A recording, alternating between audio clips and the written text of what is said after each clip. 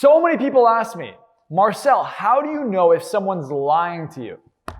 Well, right now, this is probably the best question I can answer, and I'll tell you why. Because the mind is made up of two parts, your subconscious and your conscious mind. The part that tends to lie is your conscious mind, and this is the problem with lying. You can never actually lie. Your mind will always communicate the truth. Your actions will always communicate the truth. So if someone tells you they like you, right? They tell you they're interested, or something simple, right? I was going to go out on a date, and the girl is telling me she's crazy about me, she's in love with me, whatever. And I'm like, hey, why don't you send me your address? I'll pick you up and we'll go out on a date.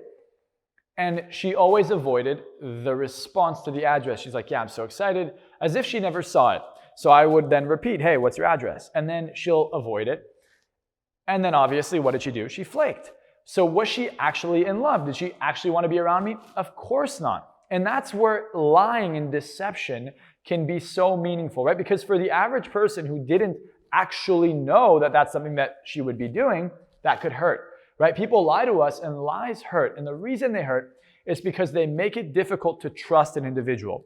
And when it is difficult to trust somebody, you now cannot predict their behavior. But believe it or not, liars are just as predictable as people who tell the truth if you look out for these telling signs. Number one, consistency, right? Does someone keep their word? When they say they'll be there on time, I'm going to be there right at 8 o'clock, and they show up at 9, or they show up at 8:45. Are they reliable? Are they telling the truth? No. They knew that they would not be there at 8. As a matter of fact, they knew they'd be lying. But if they're maybe 5 or 10 minutes late, maybe they hit traffic, maybe they lost track of time, it's reasonable. So someone not being on time actually indicates that they are being deceptive. And you could see behavior, by the way, does not just happen in one area. So if someone's lying to you about them being on time, what else would they be lying about?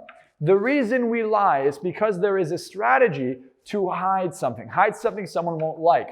It is to hide something to then fulfill our intentions. So for example, if I have ill intent or selfish intent, I am more likely to lie to you than someone who is completely transparent. And this is why it bothers us when people lie.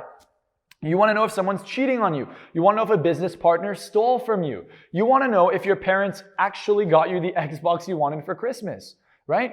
These are all things that you can use deception and detectors for. So what else is a really good detector for lying? A lot of people like to say the direction in which your eyes go. Well, yes, the direction in which your eyes move will make a difference. As a matter of fact, it's called eye patterns. And depending on where your eyes move, and depending if you're left-handed or right-handed, 90% of the population will look to the left whenever they are remembering information. And 10% of the population will look to the right whenever they're remembering information. But usually, if you're looking to the left, you're remembering information, you look to the right, you're constructing information. Doesn't mean you're lying, it just means you're constructing information. So if I have never said this stuff before, I will look to the right to create the information. Now, a lot of the time you'll notice someone looks to the left. What'd you do last night? They look to the left. I was out with my girlfriends, and then I went home, and then I went to sleep, right? And then I woke up in the morning. So that one thing where they look to the right, what did they construct there? Were they making something up? Now, you have to calibrate this. For example, if I ask you, what does your room look like? And you look to the left, you're recalling what your room looks like. How many windows are in your room? You look to the left, you're recalling that. If you look to the right for that, then maybe you are part of the 10% of the population, or the person who you're talking to is part of 10% of the population that recalls information on the other side. Now, another side note, if you wear a watch on your right hand, you usually are doing that because you recall information from the right, not the left. This isn't something you're going to get right away. You have to study it. But if you understand that the left is recall and the right is construct, unless things are reversed, then you'll find that it becomes easier to tell if someone's constructing information or not. A second thing, shake their hand. If their hands are sweaty, even a little bit, their fight or flight response is going off. That means they're a little bit stressed. That means they might be deceptive. Another thing, shrugging. You know, what do you do when you shrug? I don't know. Guilt, not as confident, right? So if someone does this, right, or while you're talking, or they touch themselves a lot, that tends to mean that they're probably being deceptive or hiding something or nervous Maybe, look, you can't jump to the conclusion from one of these things, but if you get many telling signs, it will show you, hey, they might be lying to me. Here's another thing. Here, you asked to borrow my phone. Sure, you can borrow my phone, right? This is the simplest way to understand lying, and it's this metaphor. You asked me to borrow my phone, I'm like, sure. Does it look like I want to? No. Obviously, it doesn't look like I want to give you my phone, right? Or if you're dating someone and all of a sudden you look towards the phone and they turn it around or lock it, right?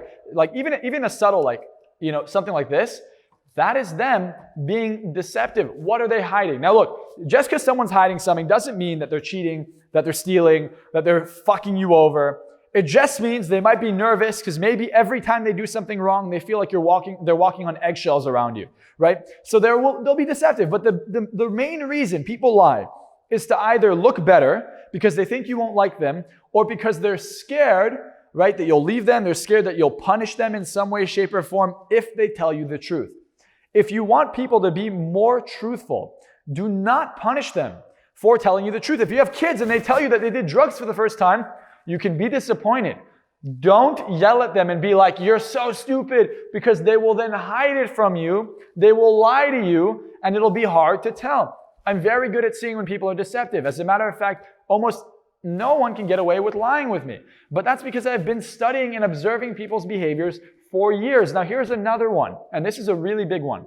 If someone leans away from you when they're saying something, or they lean towards you, right? When you're playing poker with someone and they're sitting across from you and they are bluffing, and they want you to know that they are bluffing. They want you to know that they actually don't mean it, right? Unconsciously, they're thinking about the fact that they want you to fold, but they're telling you that they're bluffing. How are they going to do it? They'll try and intimidate you. Come on, fold. Come on, you don't have anything, right? Now, a more intelligent player might do that so you think that they're bluffing. But most amateurs will see someone's confidence and be like, yeah, go ahead, challenge me, man. When in reality, that is a projection of what they're lacking. So projection, right? An overcompensation for anything, an overcompensation of detail. And then I picked up the phone, my friend called me, we talked for 20 minutes, and then I went to sleep, then I got up to pee. Instead of just saying, yeah, I went to bed, right? Overcompensation is a sign of deception because they tend to be constructing the thing. And then you can look at where their eyes are going to confirm whether or not this is a construction. And if they're constructing a thought, an image, a story, you can assume it most likely didn't happen. Now, intelligent liars will do what? They'll rehearse the lie in their mind, so they'll be recalling it when they're talking to you. But if they're giving you more than enough detail on a recalled image or story, they're probably being deceptive. So the more questions you ask, specific questions like, wait, did you flush the toilet? Oh, what did you do after? Did you wash your hands? How many times did you pump the soap? Right? And when you do that, you'll notice if they start to construct, they're probably being deceptive. Now, don't ask them like, was there a piece of dirt on the carpet next to the door on the left, or was there a fingerprint there? Because obviously they're going to have to construct that. They don't actually know that. But obvious things, right? You ask enough questions, you will break down a lie. So the best way to catch a liar is to look for signs of deception and ask key questions about the event. And when you ask the questions, you are looking for feedback. Did they start breathing more shallow?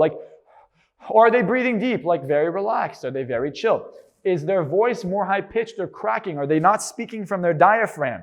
Or are they getting mad? Are they all of a sudden like, you don't trust me? Right? These are all strategies to avoid the truth. So, if you like this video, give it a big thumbs up and I'll dive even deeper into signs of deception and lying. So you can never, ever get betrayed, played, or lied to again. Give it a big thumbs up, subscribe below, comment, and remember, subscribing and turning on your notification bell will allow you to learn this information first.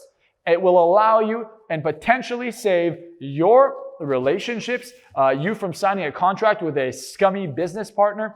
There are so many things I will teach you that could potentially save your life or show you how to make more money, change your mindset, succeed, and you never know when you're going to need it. So make sure you turn on that notification bell so I can remind you that I just posted a new video. Give it a thumbs up so I see the support, and comment below on something you'd be interested in learning. I'll see you next time.